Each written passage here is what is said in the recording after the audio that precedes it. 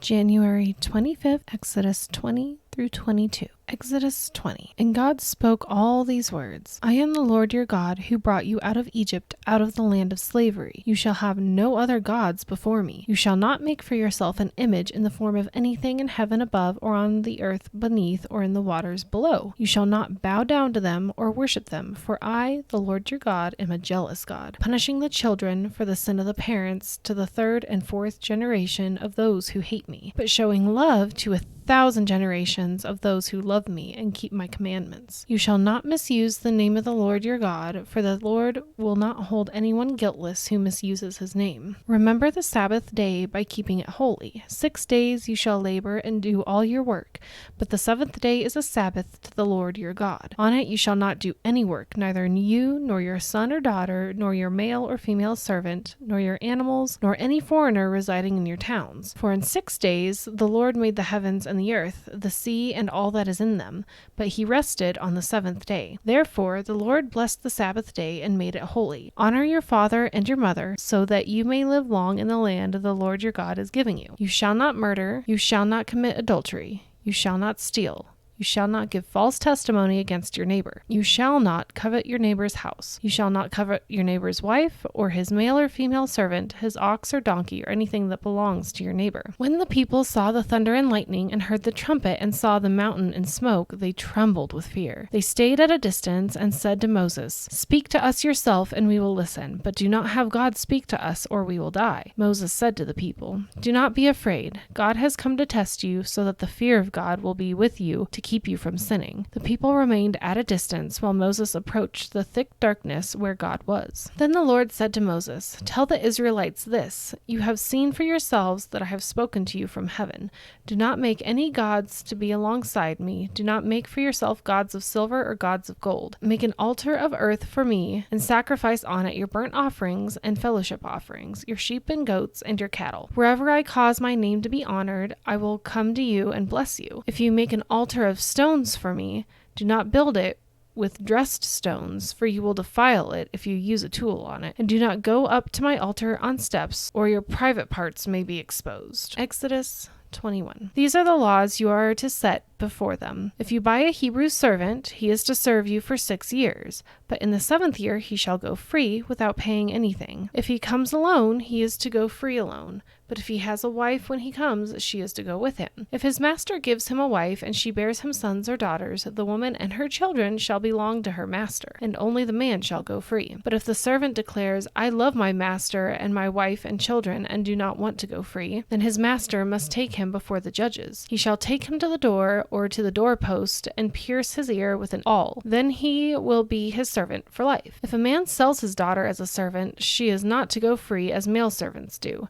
If she does not please the master who has selected her for himself, he must let her be redeemed. He has no right to sell her to foreigners, because he has broken faith with her. If he selects her for his son, he must grant her the rights of a daughter. If he marries another woman, he must not deprive the first one of her food, clothing, and marital rights. If he does not provide her with these 3 things, she is to go free without any payment of money. Anyone who strikes a person with a fatal blow is to be put to death.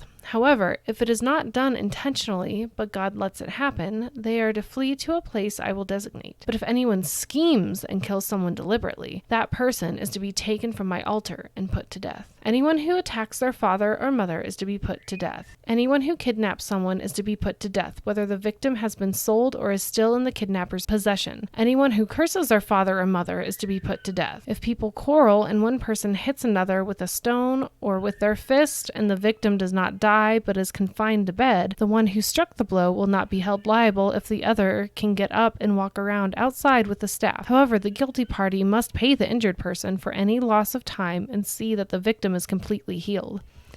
Anyone who beats their male or female slave with a rod must be punished if the slave dies as a direct result. But they are not to be punished if the slave recovers after a day or 2, since the slave is their property. If the people are fighting and hit a pregnant woman and she gives birth prematurely, but there is no serious injury, the offender must be fined whatever the woman's husband demands and the court allows. But if there is serious injury, you are to take life for life, eye for eye, tooth for tooth, hand for hand, foot for foot, burn for burn, wound for wound, bruise for bruise. An owner who hits a male or female slave in the eye and destroys it must let the slave go free to compensate for the eye. And an owner who knocks out the tooth of a male or female slave must let the slave go free to compensate for the tooth. If a bull gores a man or woman to death, the bull is to be stoned to death, and its meat must not be eaten. But the owner of the bull will not be held responsible. If, however, the bull has had the habit of goring, and the owner has been warned but has not kept it penned up, and it kills a man or woman, the bull is to be stoned, and its owner also is to be put to death. However, if payment is demanded, the owner may redeem his life by the payment of whatever is demanded. This law also applies if the bull gores a son or daughter. If the bull gores a male or female slave, the owner must pay 30 shekels of silver to the master of the slave, and the bull is to be stoned to death. If anyone uncovers a pit or digs one and fails to cover it, and an ox or a donkey falls into it, the one who opened the pit must pay the owner for the loss and take the dead animal in exchange. If anyone's bull injures someone else's bull and it dies, the two parties are to sell the live one and divide both the money and the dead animal equally. However, if it was known that the bull had the habit of goring, yet the owner did not keep it penned up, the owner must pay animal for animal and take the dead animal in exchange. Exodus 22.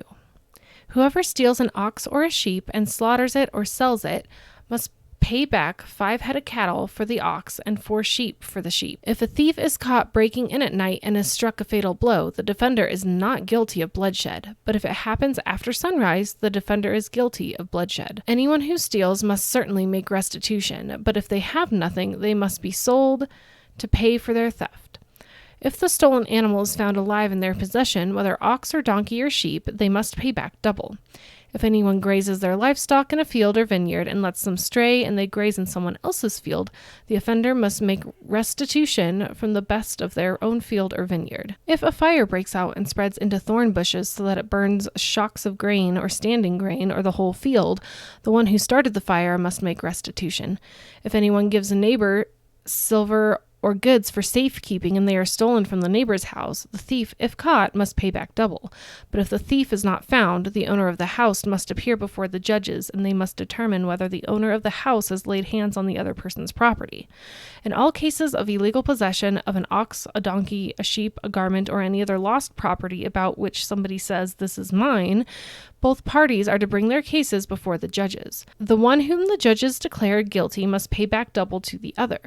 If anyone gives a donkey, an ox, a sheep, or any other animal to their neighbor for safekeeping, and it dies or is injured or is taken away while no one is looking, the issue between them will be settled by the taking of an oath before the Lord that the neighbor did not lay hands on the other person's property. The owner is to accept this, and no restitution is required. But if the animal was stolen from the neighbor, restitution must be made to the owner.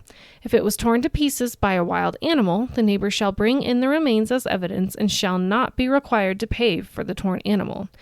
If anyone borrows an animal from their neighbor and it is injured or dies while the owner is not present, they must make restitution. But if the owner is with the animal, the borrower will not have to pay. If the animal was hired, the money paid for the hire covers the loss. If a man seduces a virgin who is not pledged to be married and sleeps with her, he must pay the bride price, and she shall be his wife. If her father absolutely refuses to give her to him, he must still pay the bride price for virgins. Do not allow a sorceress to live. Anyone who has sexual relations with an animal is to be put to death. Whoever sacrifices to any god other than the Lord must be destroyed. Do not mistreat or oppress a foreigner, for you were foreigners in Egypt. Do not take advantage of the widow or the fatherless. If you do and they cry out to me, I will certainly hear their cry.